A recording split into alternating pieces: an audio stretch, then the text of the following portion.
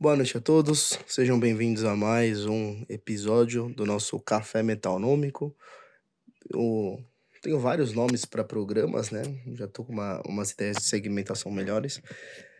Mas isso daqui é um podcast rápido em que eu vou falar um pouco sobre alguns temas que voltaram a estar em voga depois de algum tempo que eu já abordei no meu canal e que vale a pena voltar a abordar, né? Dado os desenvolvimentos recentes, principalmente dentro da igreja, né? O primeiro deles é sobre liberalismo, capitalismo e catolicismo, sendo que o liberalismo ele é condenado abertamente pela igreja, assim como o socialismo marxiano. E, bom, para o socialismo marxiano ser condenado pela igreja, eu já tenho um vídeo sobre isso falando sobre o catolicismo socialista ser um quadrado redondo, né, basicamente explicando, né, que existe essa estrutura de visão de mundo dentro do marxismo que a torna incompatível com uma visão de mundo católica, acima de tudo, não só a questão da doutrina, das escrituras, mas propriamente da maneira de enxergar a realidade, a ontologia, né, se a gente for usar um termo mais filosófico, né, o estudo das substâncias últimas da realidade, das estruturas de causa e efeito, enfim. Inclusive foi quando eu cheguei a gravar um vídeo que depois eu deixei só para membros, né? Sobre a inviabilidade de discutir com marxistas por conta especificamente dessa cosmovisão. Eu falo um pouco sobre essa relação de incompatibilidade, né? Mas se vocês procurarem aqui a questão do quadrado redondo aí, né, o catolicismo socialista, vocês vão enxergar isso daí. Eu vou ver se esse vídeo ainda tá aberto, se não, eu vou deixar aberto para que todos vejam, né? Mas agora, liberalismo, né? Eu já bati também nessa tecla algumas vezes lá atrás, que liberalismo não é livre mercado. Liberalismo se resume a um conjunto de doutrinas, principalmente influente ao longo da Revolução Francesa, que se inspira, basicamente, numa ideia da absolutização do valor da liberdade. Digamos assim, esse valor da liberdade, ele é, ao longo, né, das múltiplas filosofias e filosofias políticas entendidos de maneira multívoca, né? E o liberalismo, em última análise, ele é, essencialmente, uma doutrina oriunda do iluminismo, tá? Basicamente, que é uma doutrina que acho que o homem ele vai ser movido por uma nova era científica de esclarecimento intelectual e que a liberdade ela vai ser oriunda desse progresso propriamente da razão, tá? Isso colocando em linhas bem gerais e simbólicas, porque, novamente, o termo liberdade é um termo que não é entendido de uma maneira 100% unívoca dentro desses movimentos, né? E por que que o liberalismo ele é incompatível com a doutrina da igreja, tá? Independentemente da gente falar de livre mercado ou coisa do tipo. Porque o liberalismo, ele vai beber primeiro de você se prender unicamente a um único valor, que é um valor secularizado de liberdade. E o segundo, que não é uma liberdade ontológica, né, que é o domínio basicamente do nous sobre as potências mais baixas da alma, né, a alma animal. E por outro lado, essa liberdade, né, do liberalismo é sempre uma liberdade no sentido de você fazer o que você quiser, mas que não necessariamente você é orientado pelo intelecto, mas que na realidade você pode simplesmente seguir as suas próprias paixões, porque a moral passa a ser um valor relativo, a religiosidade passa a ser um valor relativo. Isso é muito do liberalismo, justamente esse pluralismo religioso, como uma relativização da verdade, que é oriunda propriamente do iluminismo, que nada mais nada menos é uma repaginação da filodoxia grega, tá? E por isso que o liberalismo ele é incompatível com a doutrina da igreja. Já em relação ao capitalismo, capitalismo é um termo que já pressupõe de uma série de premissas, tá? Relacionadas tanto ao materialismo ontológico, né, quanto uma visão de realidade, especialmente realidade econômica, da economia política antiga, tá? Por isso que, quando você vai ler, por exemplo, o Catecismo da Igreja Católica, a condenação ao capitalismo é uma condenação da visão manchesteriana de economia, que não necessariamente reflete a visão moderna. Eu não digo nem austríaca, tá? Que a austríaca chega a ser diametralmente oposta. Que é essa visão plutológica antiga, né? Mas também existe uma série de outras premissas relacionadas principalmente à maximização da satisfação pessoal, que é um valor essencialmente hedonista, tá? Então, o termo capitalismo ele já carrega em si essas problemáticas que também não necessariamente refletem a defesa de uma ordem de livre mercado. Então, por isso que é muito complicado até a ideia de dizer que o católico não pode ser um livre mercadista. Tanto que vários católicos ao longo da história já foram livre mercadistas, inclusive antes mesmo da Revolução Liberal, da Revolução Francesa e da Revolução Gloriosa, tá?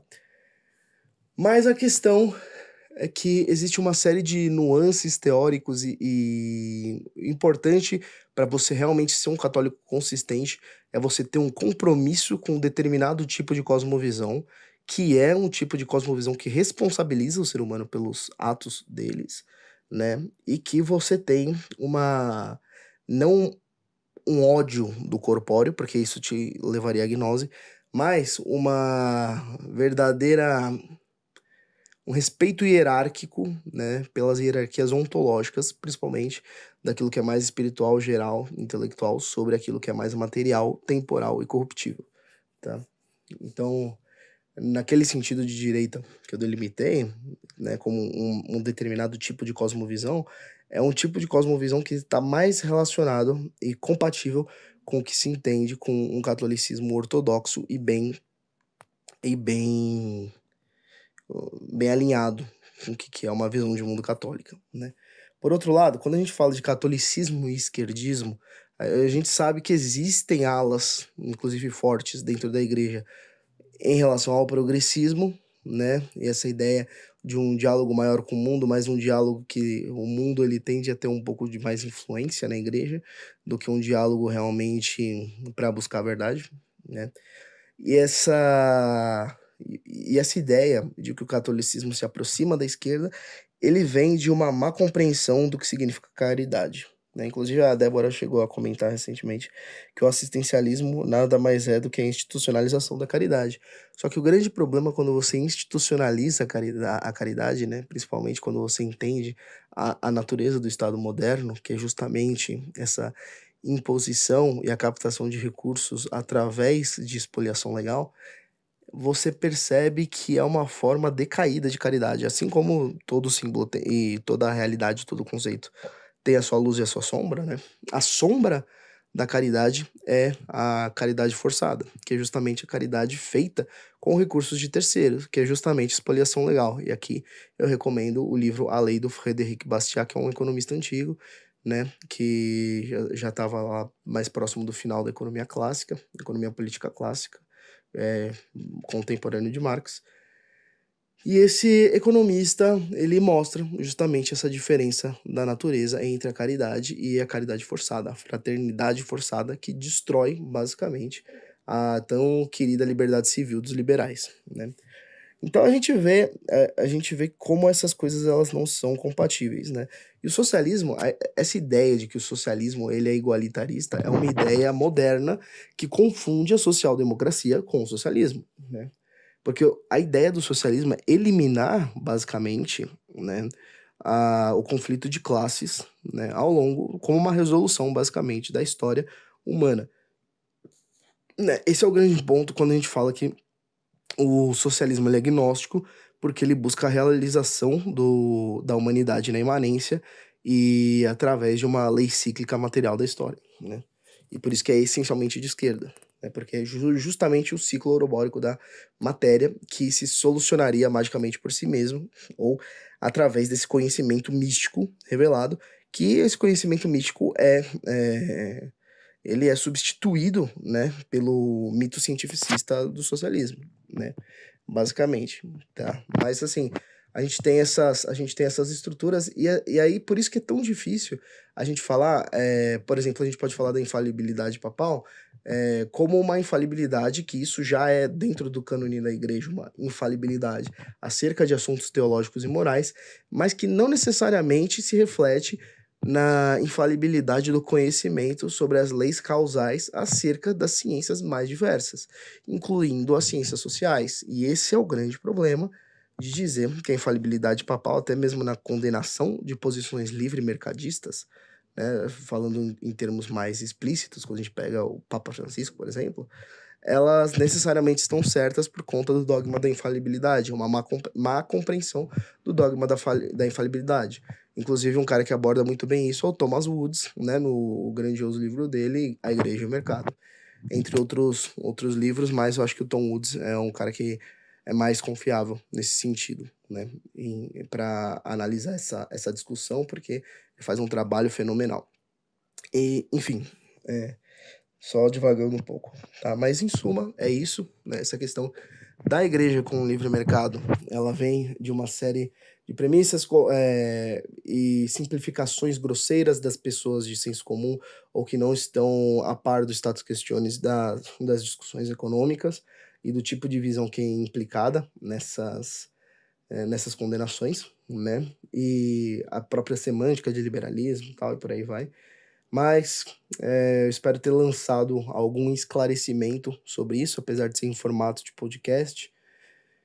E lembrem-se sempre de tirar as dúvidas nos comentários, tá bom? Espero que eu também tenha desfeito essa confusão que geralmente se faz, que o catolicismo se aproximaria um pouco mais da esquerda pela via da caridade, porque existe uma diferença brutal entre você se compadecer da situação do outro e você buscar a solução do sofrimento humano em uma revolução, basicamente, que vai tentar racionalizar uma ordem extremamente complexa, né? E a diferença entre a caridade, né, enquanto uma virtude, e a caridade como um ato forçado com recursos de terceiro, né?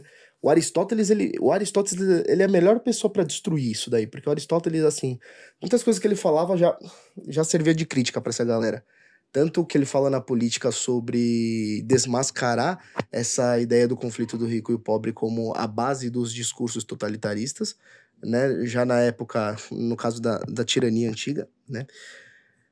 Embora ela fosse muito mais limitada. E o Aristóteles também fala que a natureza da virtude ela vem do hábito voluntário e que o hábito mandatário ele não incide em virtude justamente porque não há esse direcionamento racional interno e próprio da vontade, mas por uma determinação externa. O Aristóteles fala isso no Ética Nicômaco, né? Então, lógico, o Aristóteles não acertou tudo, ele tem os erros dele, mas o Aristóteles acertou em muita coisa. E ele tem essa perspicácia, né, nesse sentido. Então, espero ter me feito claro aqui, beleza?